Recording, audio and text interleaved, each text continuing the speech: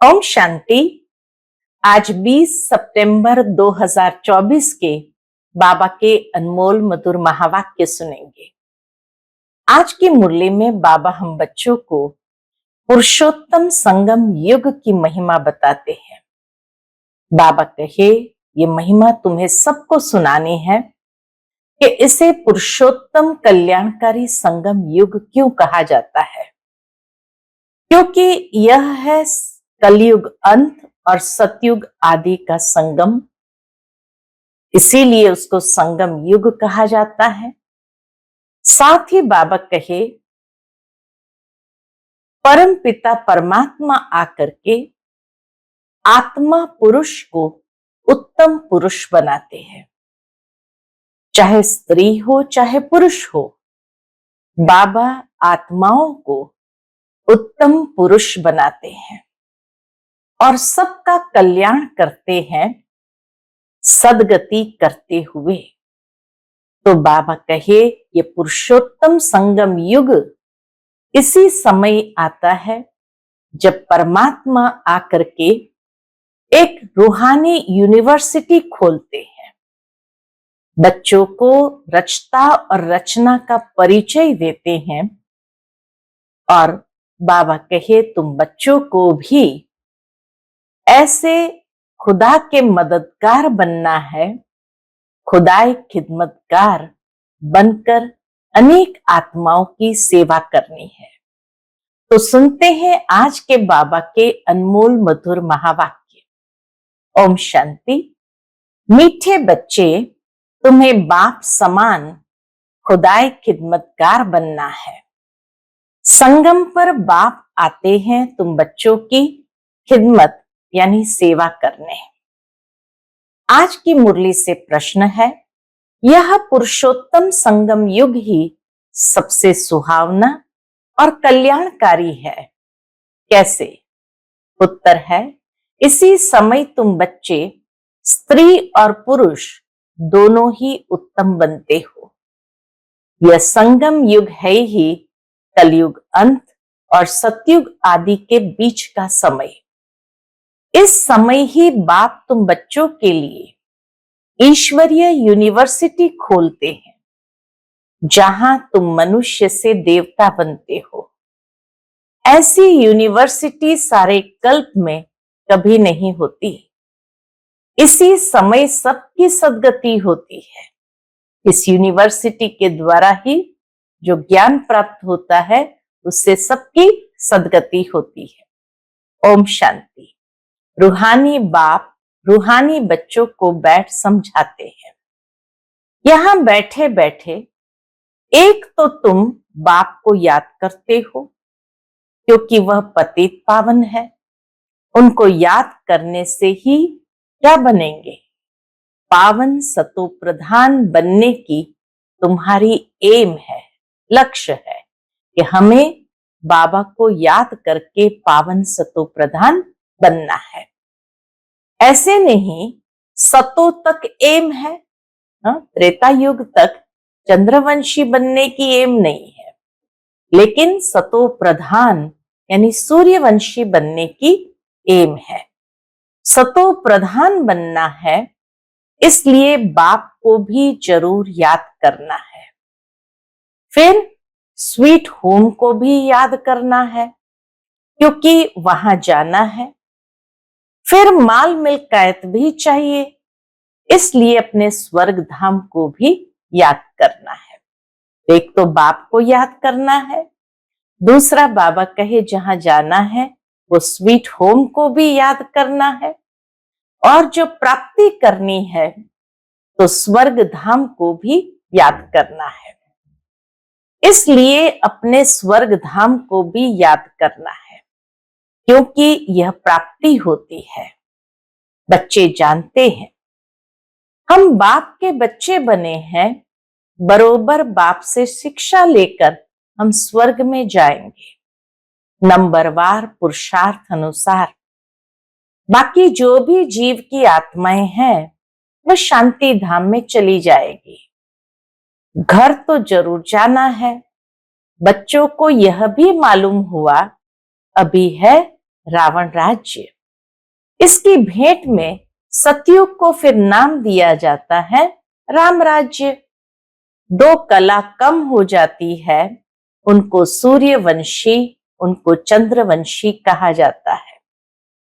जैसे ही दो कला कम हुई तो चंद्रवंशी कहलाते हैं, नहीं तो सतयुग को सूर्यवंशी कहा जाता है। जैसे क्रिश्चियन की डिनाइस्टी एक ही चलती है, वैसे यह भी एक ही डिनाइस्टी, परंतु उसमें सूर्यवंशी और चंद्रवंशी है। यह बातें कोई भी शास्त्र में नहीं है, बाप बैठ समझाते हैं। जिसको ही ज्ञान अथवा नॉलेज कहा जाता है, स्वर्ग स्थापन हो गया, फिर नॉलेज की दरकार नहीं। यह नॉलेज बच्चों को पुरुषोत्तम संगम युग पर ही सिखलाई जाती है। तुम्हारे सेंटर्स पर और म्यूजियम में बहुत बड़े बड़े अक्षरों में जरूर लिखा हुआ हो। क्या लिखा हुआ होना चाहिए कि बहनों और भाइयों, यह पुरुषोत्तम संगम युग है जो एक ही बार आता है। पुरुषोत्तम संगम युग का अर्थ भी नहीं जानते हैं। बाबा कहे दुनिया के लोग पुरुषोत्तम संगम युग का अर्थ भी नहीं समझते हैं, तो यह भी लिखना है कलयुग अंत और सतयुग आदि का संगम। तो संगम युग सबसे सुहावना, कल्याणकारी हो जाता है। बाप भी कहते हैं मैं पुरुषोत्तम संगम युग पर ही आता हूं। तो संगम युग का अर्थ भी समझाया है। वैशालय का अंत, शिवालय का आदि, इसको कहा जाता है पुरुषोत्तम संगम युग। यहां सब है विकारी, वहां सब है निर्विकारी। तो जरूर उत्तम तो निर्विकारी को कहेंगे ना। पुरुष और स्त्री दोनों उत्तम बनते हैं, इसलिए नाम ही है पुरुषोत्तम। इन बातों का बाप और तुम बच्चों के सिवाय किसको भी पता नहीं है कि यह संगम युग है। किसके ख्याल में भी नहीं आता कि पुरुषोत्तम संगम युग कब होता है। अभी बाप आए हुए हैं, वह है मनुष्य सृष्टि का बीज रूप, उनकी ही इतनी महिमा है। वह ज्ञान का सागर, आनंद का सागर है। परमात्मा की महिमा में कहते हैं वह ज्ञान का सागर, आनंद का सागर है, पतित पावन है, ज्ञान से सदगति करते हैं। ऐसे तुम कभी नहीं कहेंगे कि भक्ति से सदगति। वैसे भी गीता में कहा हुआ है भक्ति का फल है ज्ञान और ज्ञान से श्रेष्ठ गति होती है। ज्ञान से सदगति होती है और सदगति है ही सतयुग में। तो जरूर कलयुग का अंत और सतयुग आदि के संगम पर आएंगे।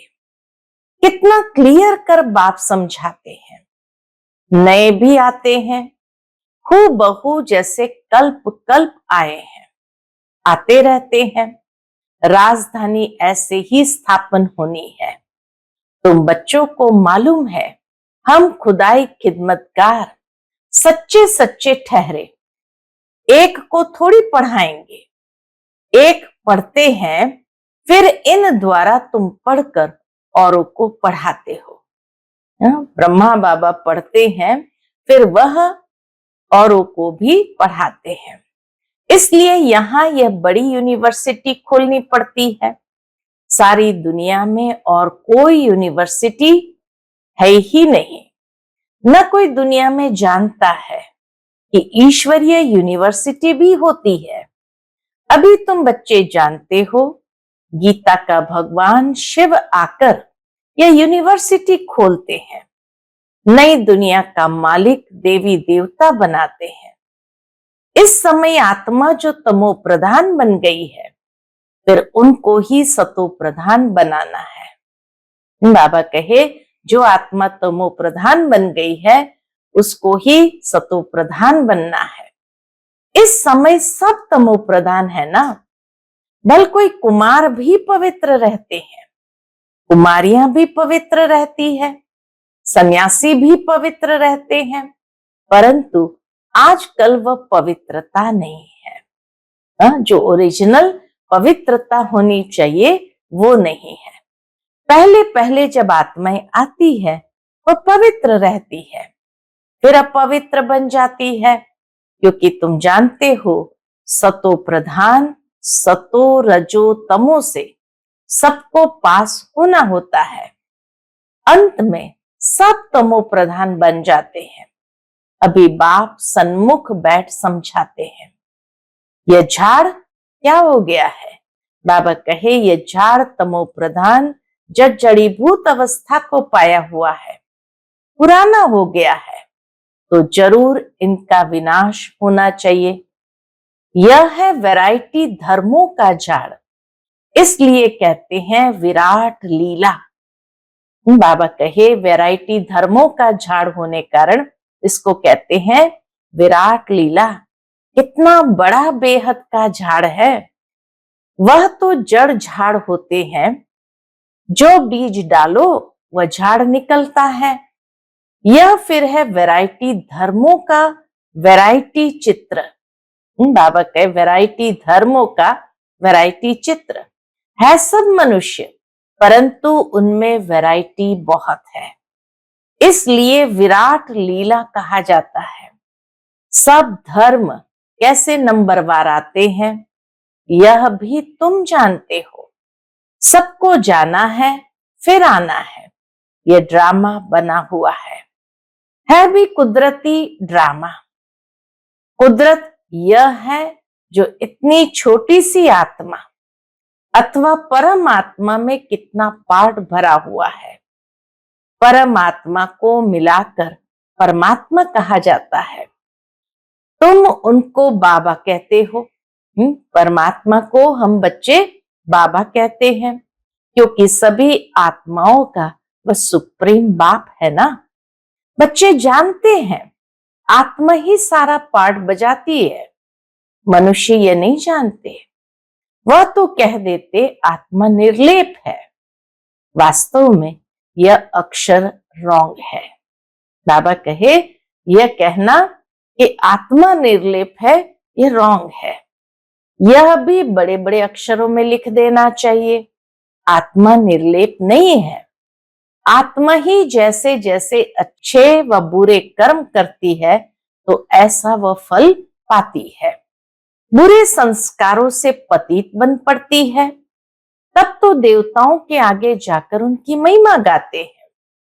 अभी तुमको 84 जन्मों का पता पड़ गया है और कोई भी मनुष्य नहीं जानते।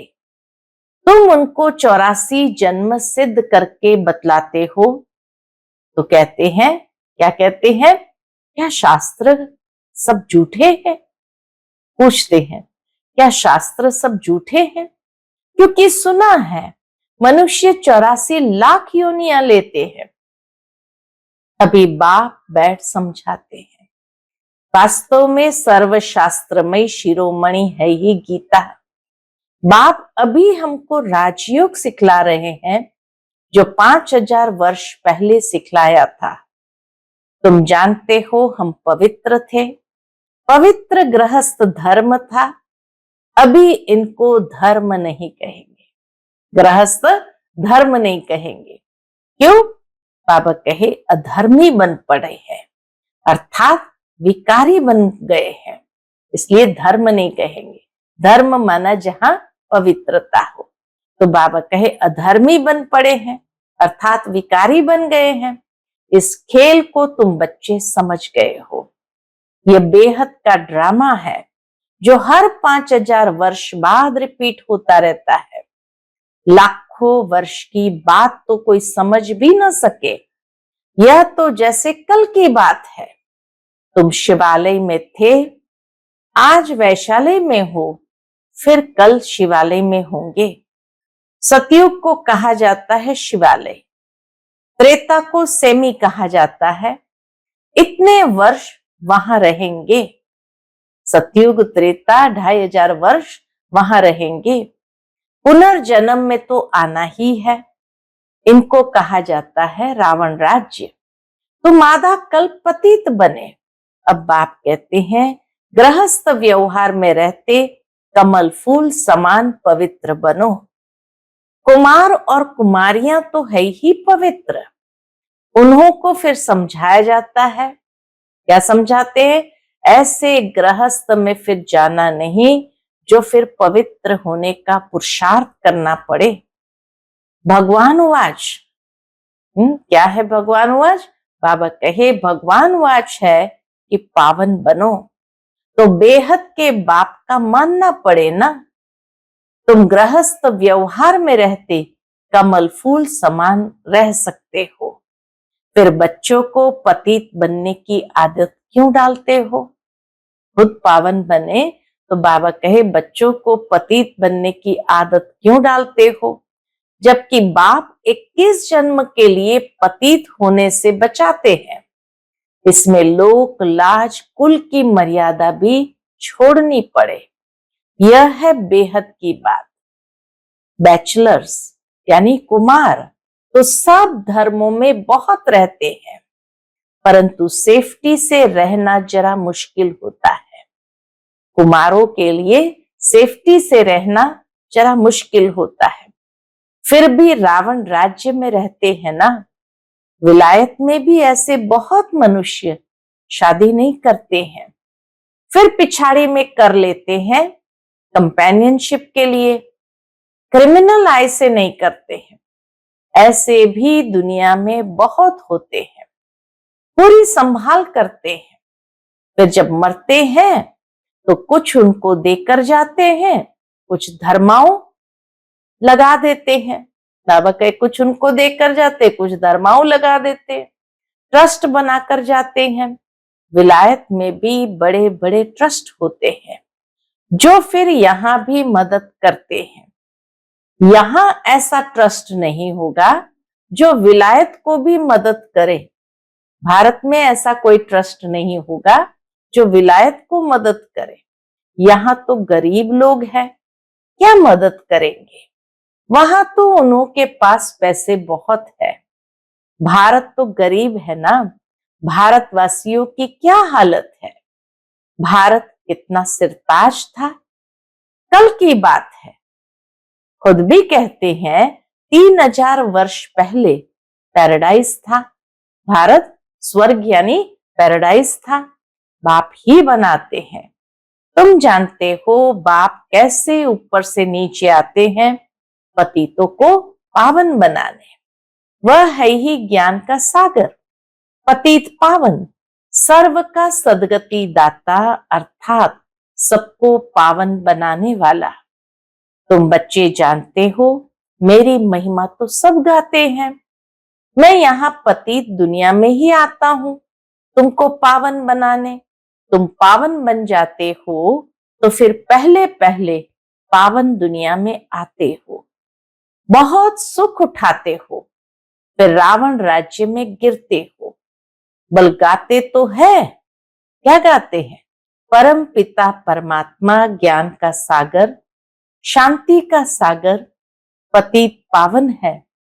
परंतु पावन बनाने के लिए कब आएंगे ये कोई भी नहीं जानते हैं। बाप कहते हैं तुम मेरी महिमा करते हो ना।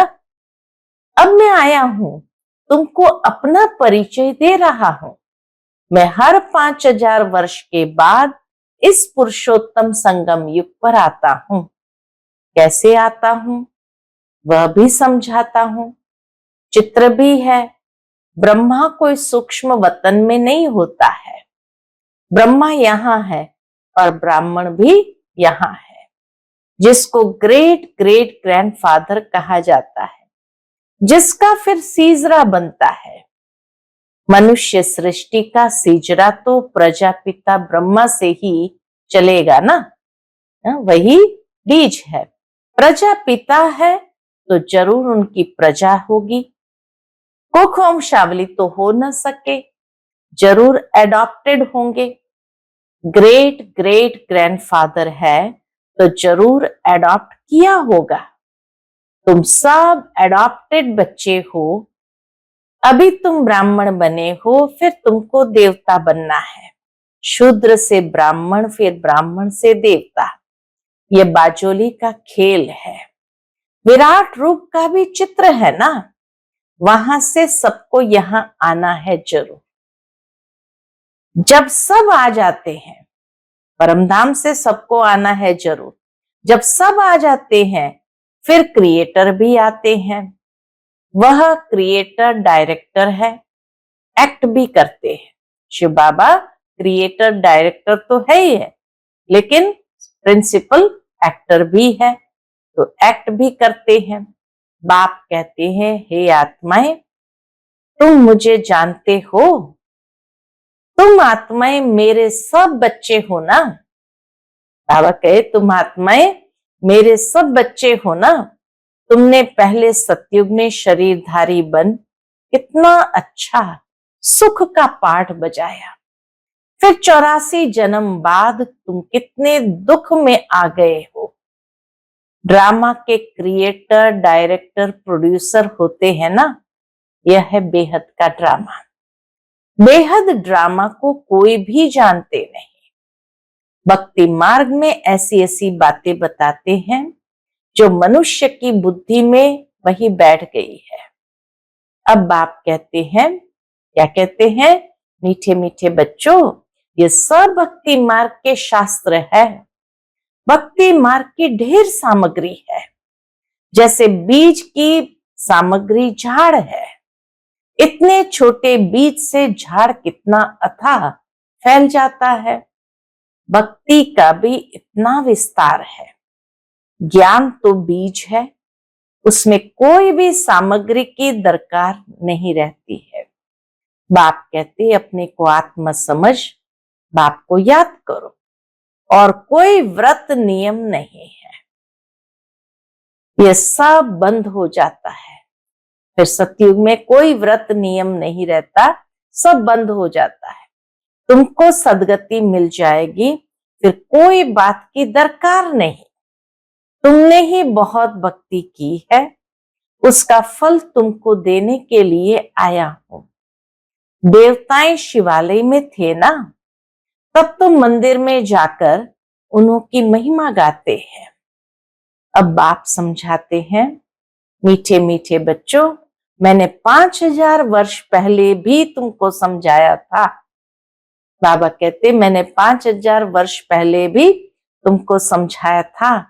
क्या समझाया था? कि अपने को आत्मा समझो, देह के सब संबंध छोड़ मुझ एक बाप को याद करो, तो इस योग अग्नि से तुम्हारे पाप भस्म हो जाएंगे। बाप जो कुछ अभी समझाते हैं, कल्प कल्प समझाते आए हैं। गीता में भी कोई कोई अक्षर अच्छे हैं। कौन से अच्छे हैं? जैसे कि मन मना भव, अर्थात मुझे याद करो। शिव बाबा कहते हैं, मैं यहां आया हूं, किसके तन में आता हूं वह भी बताता हूं। ब्रह्मा द्वारा सब वेदों शास्त्रों का सार तुमको सुनाता हूं। चित्र भी दिखाते हैं, परंतु अर्थ नहीं समझते।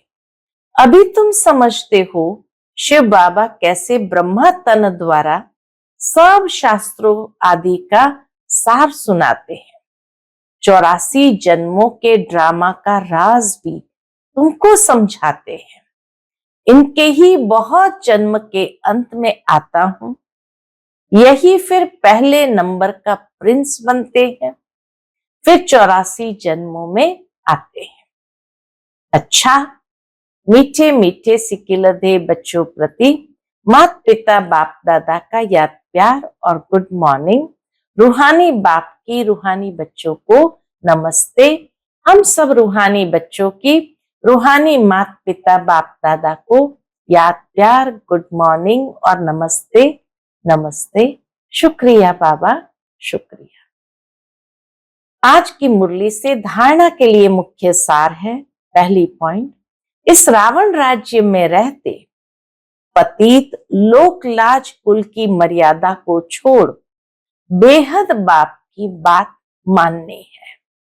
गृहस्थ व्यवहार में कमल फूल समान रहना है। दूसरी पॉइंट, इस वैरायटी विराट लीला को अच्छी तरह समझना है। इसमें पार्ट बजाने वाली आत्मा निर्लेप नहीं है, अच्छे बुरे कर्म करती और उसका फल पाती है। इस राज को समझकर श्रेष्ठ कर्म करने हैं। आज का बाप दादा का मधुर वरदान हम बच्चों के प्रति है, बाप के संस्कारों को अपने ओरिजिनल संस्कार बनाने वाले शुभ भावना शुभ कामनाधारी भव। बाप के संस्कारों को अपने ओरिजिनल संस्कार बनाने वाले शुभ भावना शुभ कामनाधारी भव। अभी तक कई बच्चों में फीलिंग के, किनारा करने के, पर चिंतन करने व सुनने के भिन्न भिन्न संस्कार है, जिन्हें कह देते हो कि क्या करें, मेरे ये संस्कार है। ये मेरा शब्द ही पुरुषार्थ में ढीला करता है, मेरा शब्द ही पुरुषार्थ में ढीला करता है। ये रावण की चीज है, मेरी नहीं। लेकिन जो बाप के संस्कार है वही ब्राह्मणों के ओरिजिनल संस्कार है। वह संस्कार कौन से हैं? बाबा कहे वह संस्कार है विश्व कल्याणकारी, शुभ चिंतनधारी, सबके प्रति शुभ भावना शुभकामनाधारी। आज का स्लोगन है, जिनमें समर्थी है वही सर्वशक्तियों के खजाने के अधिकारी है। जिनमें समर्थी है वही सर्वशक्तियों के अधिकारी है। अच्छा, ओम शांति।